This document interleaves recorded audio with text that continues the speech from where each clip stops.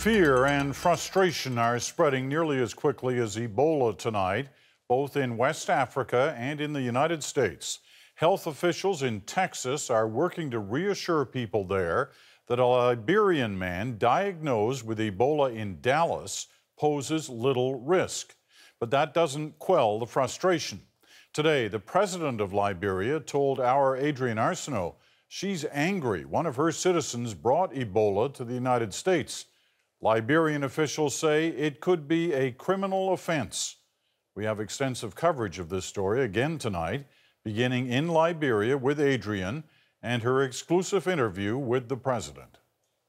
I have to say it feels almost disrespectful not to shake your hand, but the rules have changed in Liberia. Very much so. We're now accustomed to doing it the Japanese way. We bow.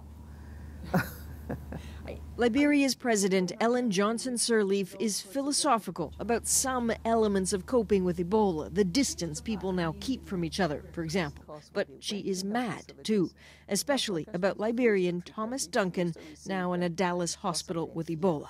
Speaking about it for the first time, the president says it should not have happened. My first concern was, why did he do this?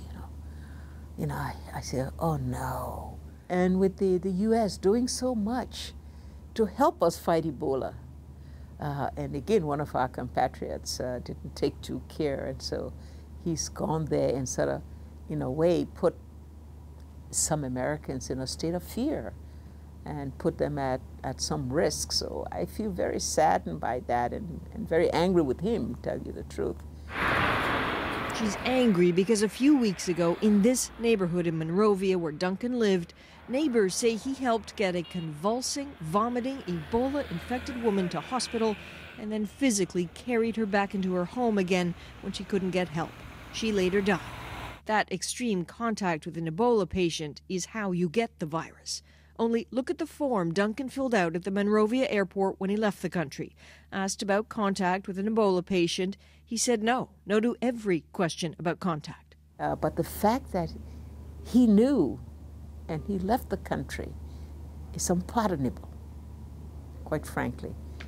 I just hope that nobody else get affected. Fortunately, he's in the United States where medical care, is very good.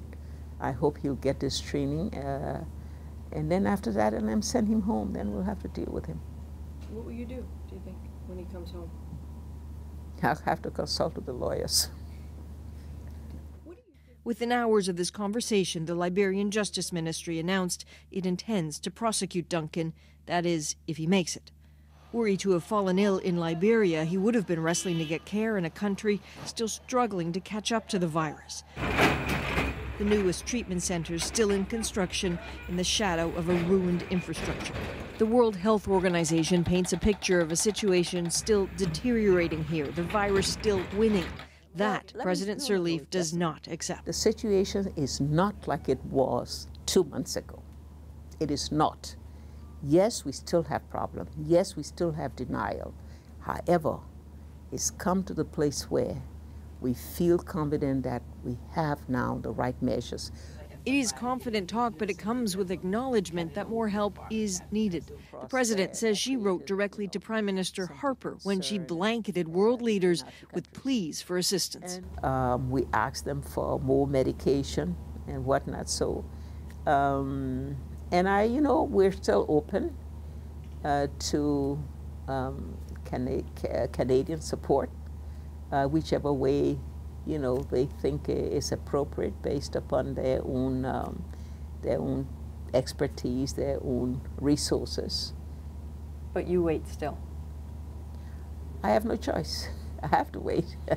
President Sirleaf may feel she has no choice but to wait. Yet Ebola is on a tight schedule, takes no pauses, and Liberia is so far from being free of it. Adrienne Arsenault, CBC News, Monrovia.